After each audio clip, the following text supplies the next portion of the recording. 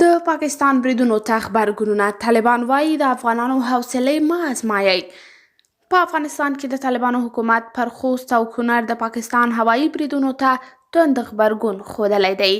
د پاکستاني پوځ جنګي جیټ الوتکو د شنبې سهار وختي د خوست او کونړ پر یو شمېر سیمو بریدونه کړي چې تر 40 ډېر کسان پکې وژل شوي دي. دغو بریدونو کې هغه وزیرستانۍ کورنۍ په نښه شوي چې خپلې سیمې یې د ناامنیو او د پاکستاني پوځ د عملیاتو له کبله پریښي دي. د طالبانو ویان ذبیح الله مجاهد دغو بریدونو ته غبرګون کې ویلي پر پاکستاني لوري غږ کوو چې په داسې مسایلو کې د افغانانو حوصلې ونه ازمایي او بیا ورته اشتباه تکرار نه کړي که نه بدې پایلې به ولري.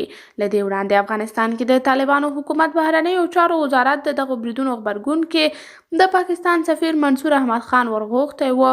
په ورته وخت کې د افغانستان په خوست کې سلګونه کسان د دغه ولایت سپیره ولسوالۍ کې د پاکستان د هوایي بریدونو پر ضد راوتلي.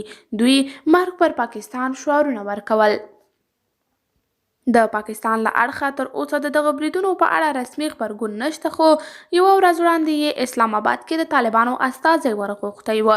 اسلام آباد کې د افغانستان سفارت یوې سرچینې BBC ته ویلي چې د پاکستان بهرنیو چارو وزارت لخوا ورته یو لیک سپارل شوی و چې یوه ورځ وړاندې د اپریل په 14 وزیرستان کې د څو پاکستاني سرتیرو د وژل کېدو یادونه پکې شوې او ویل شوي و چې بریدګر ښایي له افغانستان څخه ورغلي و. قدرمنو لیدونکو، تاسې د دې موضوع په هکله څه نظر لرئ؟ نظریات مو راسره په کمنټ کې شریک، ویډیو لایک او چینل هم در سره سبسکرایب کړئ.